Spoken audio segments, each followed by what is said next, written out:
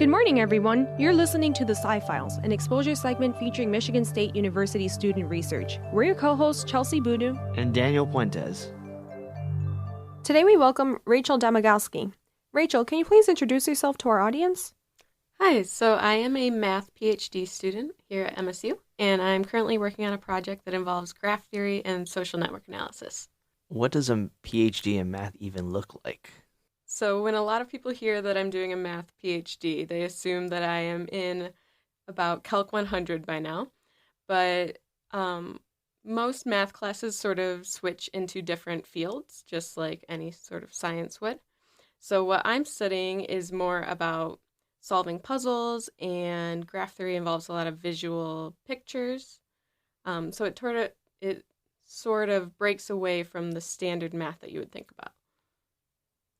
Can you please explain a little bit more what graph theory is?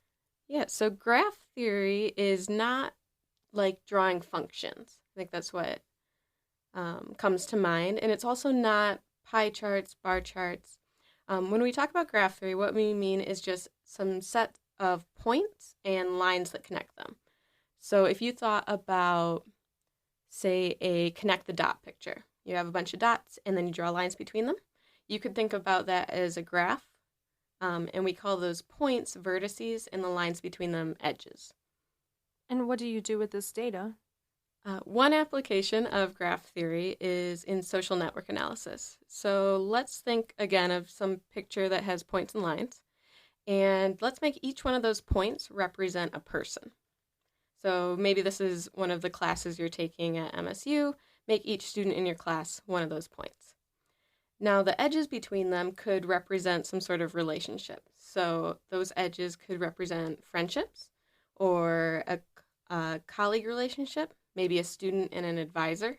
And we would draw that edge in if that relationship is present. Well, that's really interesting. Is the information that you're looking at, is it simulated information, or are you looking at real-world information that you extract? We're doing both. So in some context, we want to sort of test whether our math models work in a certain way. And we will use empirical data that maybe someone in sociology or psychology has obtained. And then in other cases, we want to sort of generate a bunch of random examples and see how those affect the models. Just to get our audience on the same page, what do you mean when you say you perform this social network analysis? Instead of thinking about like Facebook or Twitter as social networks, let's instead think about the relationships we have with each other. That can be our social network. So my personal social network might be just who I interact with on a daily basis. And we could look at the social network of our entire classroom as who everyone interacts with. So just social relationships between people would be a branch of social network analysis. The topic of this work sounds extremely interdisciplinary. Are you working with other mathematicians when you're performing this kind of research, or do you work with specific sociologists and psychologists that collect this data in the first place?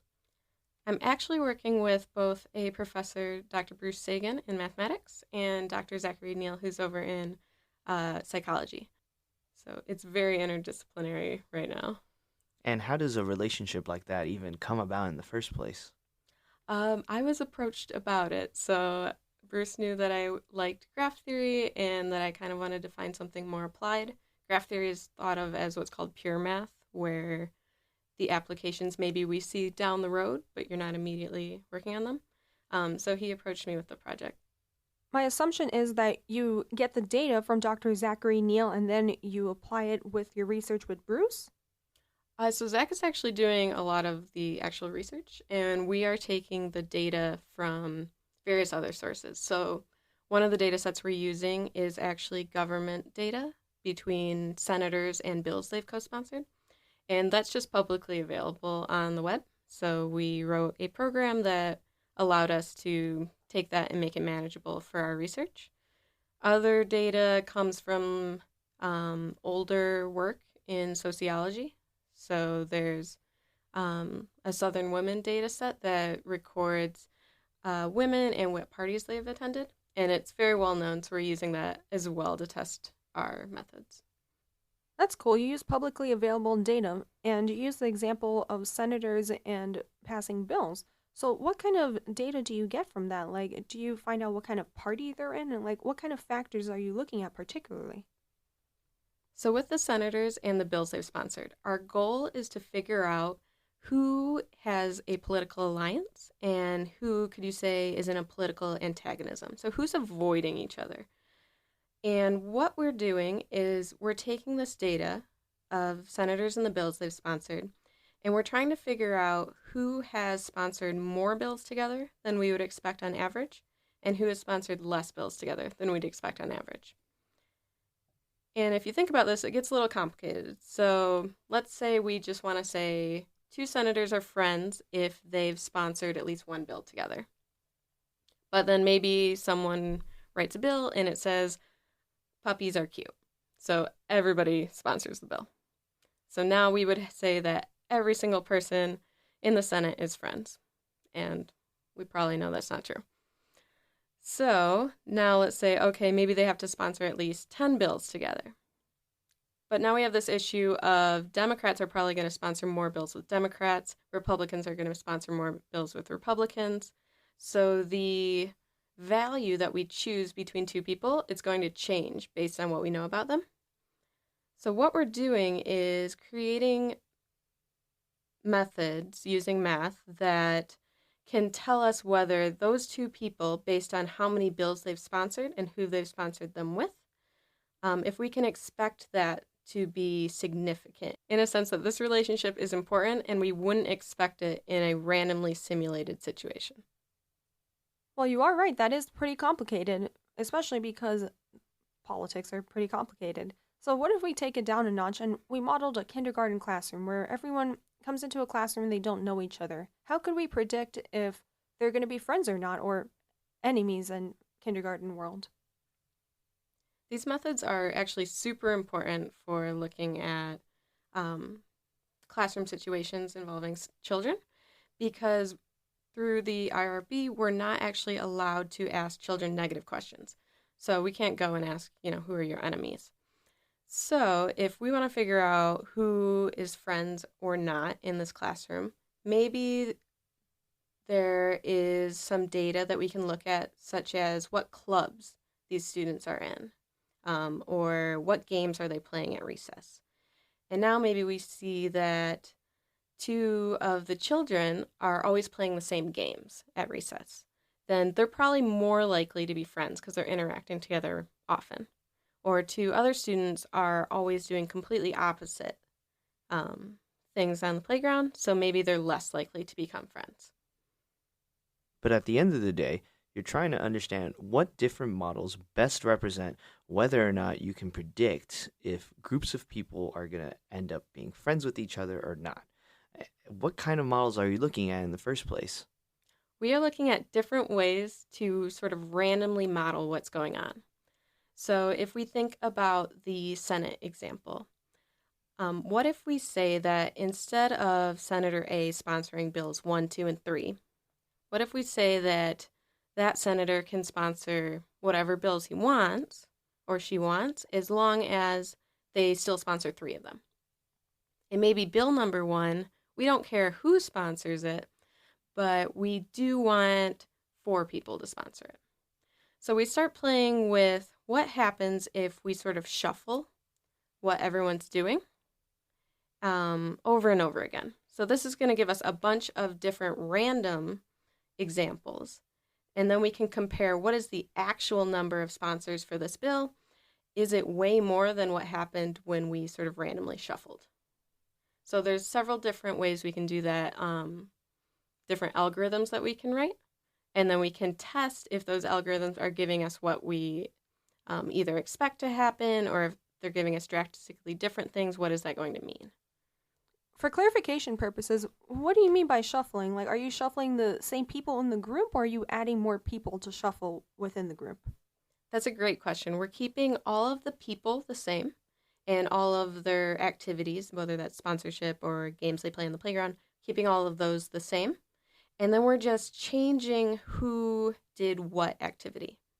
And possibly maybe they sponsored a couple more bills, but just a few. or a couple less bills, just a few. But all the actual people and events are constant. Considering the level of complexity that goes into this kind of analysis, is there any room that machine learning can help improve your analysis of these models in the first place?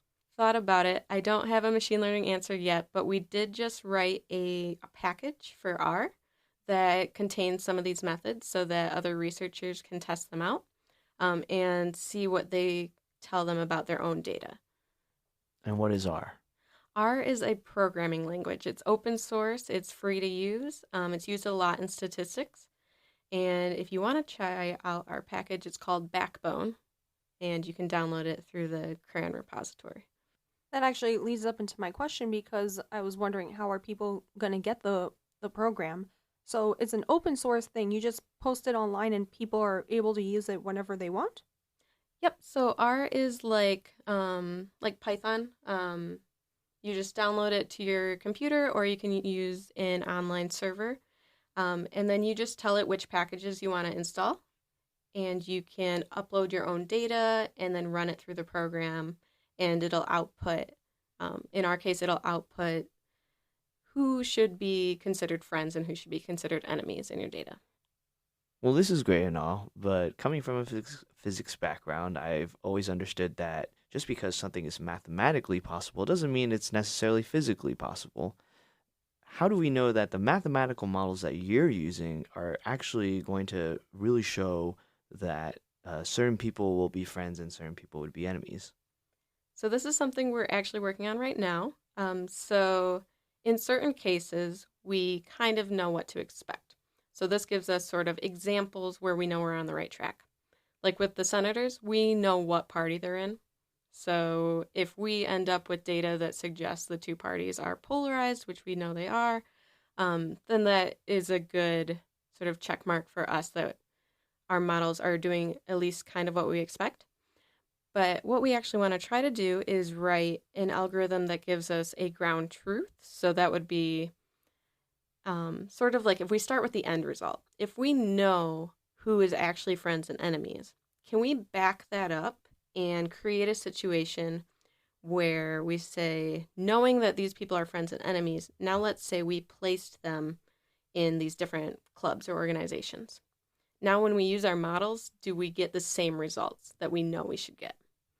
So we're writing algorithms right now that do that so that we can sort of test the models on the ground truth. A term you've used a lot throughout this interview is ground truth. What does that exactly mean? So the ground truth is really just the actual true result. So if we run data through a model and we get some prediction, the ground truth would be the actual friendships, the actual, say, enemies between people, and not what our prediction is. So maybe our prediction gets really close, but the ground truth is the actual values. So for instance, with children, we can't actually ask them who their friends and enemies are. And maybe they won't tell the truth, right? They might lie. But if we could actually sort of read their minds and know, that would be our ground truth. And how do you take into account the children lying? So that's actually one of the reasons for doing this in the first place is especially when we're asking about negative relationships, there's a multitude of different reasons why people might not give you the truth. And also when you're talking about networks, say you're asking about a classroom, that's a lot of individual relationships to ask about. And people might just forget, maybe you're best friends with somebody, but we went through 30 names and you forgot at that point. Hopefully not. Thanks for taking the time to explain those different terms that are really relevant towards your research. And since your research is based on graph theory, what has been your favorite part of graph theory as a whole in the first place? My favorite part about graph theory is how you can take sort of these complicated mathematical ideas and frame them in an easy to understand way. So for instance, one of my favorite theorems in graph theory, we can all sort of think about right now. So say you take out a map, whether it's on your phone or one that's in your car, and we look at the number of different colors on the map. So usually we color two countries if they have a border, we color them in different colors so we can see them easier. So mathematically, we only need 4 colors to ever do this. And it's called the 4-color theorem. So someone thought about this way back in 1852. They wondered how many colors you could use to just color in a graph so that no 2 colors are touching. And this took all the way up until the 1970s to actually find an answer. So pretty simple to state question, really hard graph theory mathematics to actually prove that it was true. And it ended up actually needing a computer to solve. What do you mean by the 2 colors not touching each other? Like 2 colors on a different spectrum or physically not touching each other? Physically. So if we had, say, a map of the United States with no colors, just black and white, and we wanted to color states so that if they were bordering, so Michigan and Ohio, we don't want to color both of them green because then it would be hard to read. So we'd color Michigan green, Ohio red. Appropriate color choices. Exactly. In this 4-color theorem, is it any particular 4 colors, or it could just be any random 4 colors? Any random 4 colors that you choose. Even if they're close by each other, like blue-green or yellow-green? Yeah, so all we're looking at here is if you can always do it with 4 colors, and you won't ever need 5. So there's no map that you can create that'll need 5 or more colors, so that no 2 of them are touching. Even if it was like the Midwest where you can have a state surrounded by a ton of other states, is it that basically like you're just varying the color to every other one if they're next to each other? Yep. So if there's, say, one state in the middle and then like a circle of states around them, maybe make the middle one blue and then the other ones alternate, say, red and green, back and forth. And what motivated you to get into math in the first place? I've always liked math and I've always been decent at it.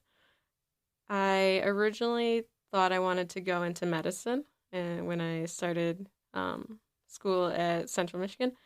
And I decided to just take another math class because I liked it and I thought I could, fulfill one of my prerequisites. And I ended up wanting to take more and more math classes, and I figured that was kind of a sign. And they also made me play with bugs in biology, so I knew that I wasn't going to go down that route. But I've always sort of liked just solving puzzles, and I find that that's what I get to do a lot of, especially in grad school. So it's been fun. Is there any advice you would give to any of our listeners that are maybe struggling in their Algebra 1 class in high school right now that could hear from someone that went into college and decided to pursue math? I think that we can find that math sort of isn't everything with how the world works, but everyone has a different learning style. So a lot of times with learning algebra, you're sort of learning this new way to think, this new way to sort of solve logical problems. And a lot of times we just need to sort of change how we look at it, try different methods. And math is sort of like a sport where a lot of it comes down to practice. How did you realize that you wanted to go to graduate school after? Since you first thought that you were going to go to medical school, how did you make that transition? I decided I wanted to go to graduate school after participating in what we call REUs, so the research experiences for undergrads. Highly recommend if anybody sort of likes problem solving, likes school a little bit, wants to sort of dive deeper into sort of mysterious places in science. Do an REU. So I did 2 of those in undergrad. And I realized that I really like just sort of thinking about these problems that no one knows how to solve yet and seeing if I can figure it out.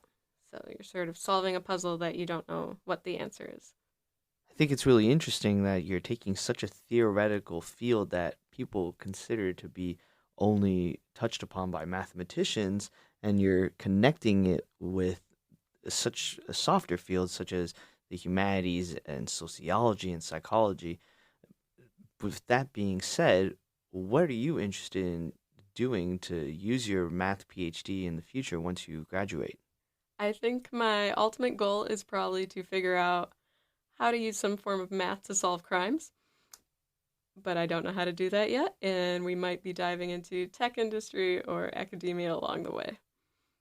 Hey, who knows? Maybe you can help predict who might actually commit a crime before it actually happens. You never know. There we go. Be a real-time superhero, but with math. Exactly. Well, thank you so much, Rachel, for joining us this morning to talk about a subject that a lot of people are often intimidated by, and to show that anybody can study a field as long as they find some sort of interest in it. So thank you again. Thank you guys for having me. It's been a lot of fun.